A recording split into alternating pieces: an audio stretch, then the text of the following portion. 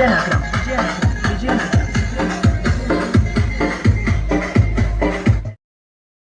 కుటుంబానాం సమస్త దురితక్షయ నివారణార్థం మమ కుటుంబ అభివృద్ధ్యర్థం మమ వ్యాపార అభివృద్ధ్యర్థం మమ వ్యవసాయ అభివృద్ధ్యర్థం మమ ఇష్టకార్య సిద్ధ్యర్థం శ్రీ మహాగణపతి శ్రీ ఉమామహేశ్వర కులదేవత శ్రీ లక్ష్మీ ఇష్టదేవత కులదేవత కోటూరు గంగమ్మ దేవత యావశక్తి పూజాంచహం కరిష్యే.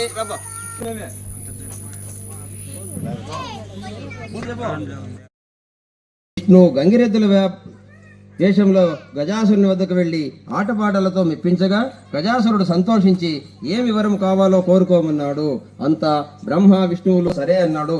నంది తన కొమ్ములతో గజాసురుని పొట్ట చీల్చి శివుణ్ణి తీసుకెళ్తారు.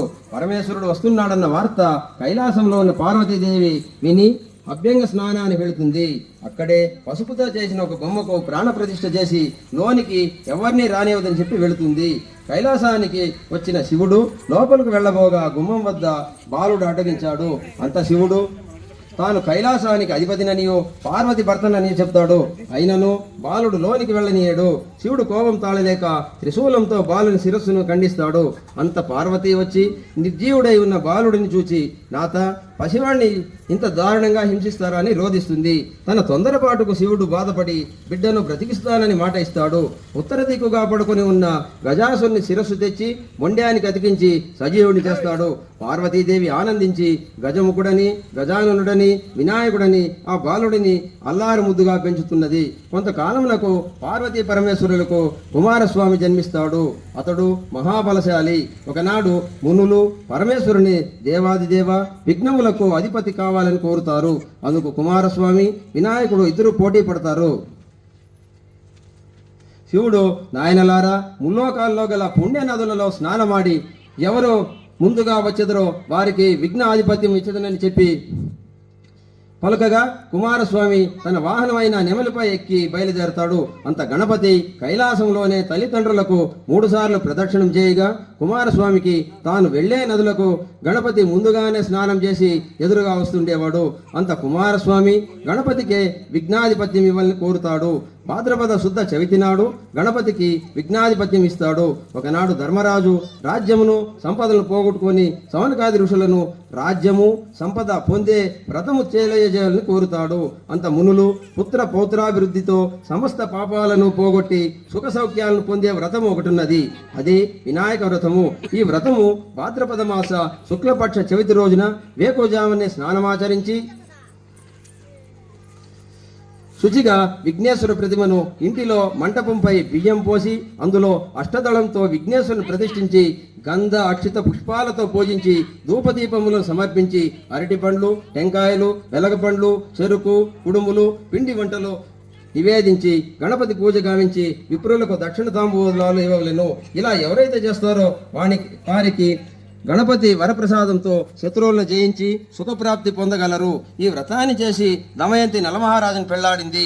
శ్రీకృష్ణుడు శమంతకమణితో పాటు జాంబవతిని కూడా వివాహమాడిన ఘటన చెబుతాను వినుమని చెప్పిను. సత్రాజిత్తు అనే మహారాజు సూర్యభగవాన్ కరుణ వల్ల శమంతకమణిని పొందాడు. అంత శ్రీకృష్ణుడు ప్రజా సంక్షేమం కోరి శమంతకమణిని ఇవ్వమని సత్రాజిత్తును కోరుతాడు. సత్రాజిత్తు నిరాకరిస్తాడు. సత్రాజిత్తు తమ్ముడు ఆ మణిని ధరించి వేటకు వెళతాడు. అంత ఒక సింహము సత్రాజిత్తు తమ్ముడిని సంహరించి ఎత్తుకొని పోతుండగా జాంబవతుడు సింహాన్ని చంపి ఆ మణిని తీసుకుని పోతాడు. శ్రీకృష్ణుడే శమంతకమణిని ఆశపడి తన తమ్ముడిని చంపాడని సత్రాజిత్తు భావిస్తాడు. ఈ విషయం తెలిసి శ్రీకృష్ణుడు వినాయక చవితి రోజున పాలలో చంద్రుని చూచడం వలన ఈ సంఘటన కలిగినదని భావిస్తాడు. వినాయకుని శాపంతో తనకి విపత్తు వచ్చిందని భావిస్తాడు. కైలాసంలో ఒకరోజు వినాయకుడు కుబ్జ రూపంలో ఉండగా చంద్రుడు పక్కపక్క నవ్వుతాడు. అంత చంద్రుని చూచి నిన్ను ఈ చవితి రోజు ఎవరు చూస్తారో వారికి అపవాదు కలుగా కాని జపిస్తాడు. ఆ శాపం వలననే తనకి ఇట్లు జరిగినదని భావించి కృష్ణుడు యథావిధిగా శక్తి మేర శ్రీ మహాగణపతి వ్రతము చేసి జాంబవతిని వద్దకు వెళ్తాడు. అతడు శమంతకమణితో పాటు కుమార్తె జాంబవతిని కూడా ఇచ్చి వివాహం చేస్తాడు. సమంతకమణిని శ్రీకృష్ణుడు సత్రాజిత్తుకిస్తాడు. ఈ విషయం గ్రహించిన సత్రాజిత్తు కూడా తన కుమార్తె సత్యభామను శ్రీకృష్ణునికి ఇచ్చి వివాహం జరుపుతాడు. ఈ వ్రతము చేయడం వలన కన్యలు మంచి భర్తలను, ముత్తైదలు మంచి సంసారమును, విద్యారంభ కాలమును పూజించిన విద్యాలాభం పొందుదురు. శ్రీ మహాగణపతి కరుణ కటాక్షాలతో సకల ఐశ్వర్యములు పొంది సుఖముగా జీవించరు. శ్రీ వినాయక వ్రతకథ సమాప్తం. అంతా లేసి నైవేద్యం ఉమాసుతం శోక వినాశకారకం నమామి విఘ్నేశ్వర పాద పంకజం. శ్రీ మహాగణాధిపతి నమః.